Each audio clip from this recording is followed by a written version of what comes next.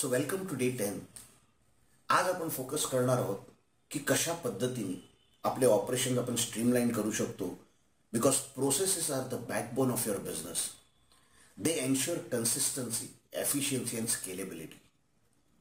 Let's take example of McDonald. त्यांचा जो success आहे तो प्रोसेस स्टँडर्डायझेशनमुळे आज एवढ्या लेवलला पोचलाय. बर्गर कसा बनवायचा किंवा ऑर्डर्स कसे डिलिव्हर करायचे हे त्यांना खूप छानपणे समजलेलं आहे आणि त्यांचे जे प्रोसेसेस बऱ्याच लोकांनी कॉपी केले.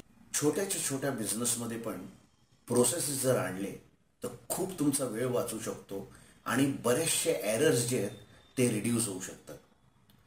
सो प्रोसेस बनवण्यासाठी काय करावं लागेल?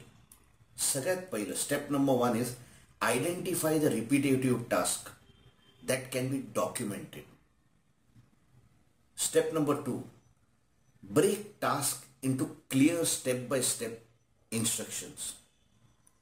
And step number 3, test the process, refine it based on the feedback. जर तुम्ही कुठली गोष्ट करताय त्यामध्ये काही चेंजेस करायचे असतील, काही चुका होत असतील, ते टेस्ट केल्यानंतरच तुम्हाला कळेल. ओके, जसं आपण म्हणतो की तूप खाऊन रूप येत नाही, त्याचप्रमाणे हे जोपर्यंत तुम्ही टेस्ट करणार नाही तोपर्यंत तुम्हाला कळणार नाही की किती इफेक्टिव्ह आहे, काय अजून चेंजेस केले पाहिजेत. So here's what you need to do today. तुमच्या बिझनेसमध्ये एक असा टास्क जो रिपिटेटिव्ह आहे त्याला तुम्ही प्रोसेसमध्ये कशा पद्धतीने आणू शकता.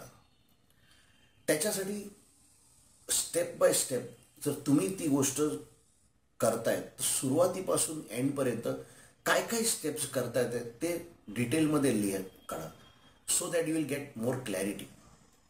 आणि हा जो प्रोसेस तुम्ही लिहिलेला आहे तो तुमच्या टीम मेंबर बरोबर शेअर करा आणि टीमकडनं काय फीडबॅक येतोय ते बघा.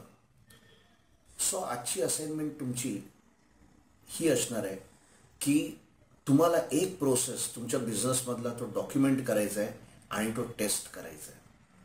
आणि जे काही तुमचे अनुभव आहेत ते ह्या ग्रुपवर शेअर करायचे आहेत आणि ह्याच्यामुळे तुमची प्रॉडक्टिव्हिटी किंवा ह्याच्यामुळे तुमची एफिशियन्सी किती इम्प्रूव्ह झाली हे पण तुम्हाला सांगता येईल.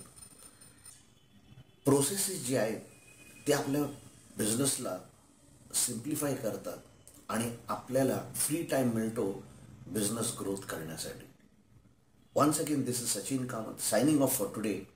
Tomorrow, we'll focus on how to stay adaptable in this fast changing world. See you tomorrow.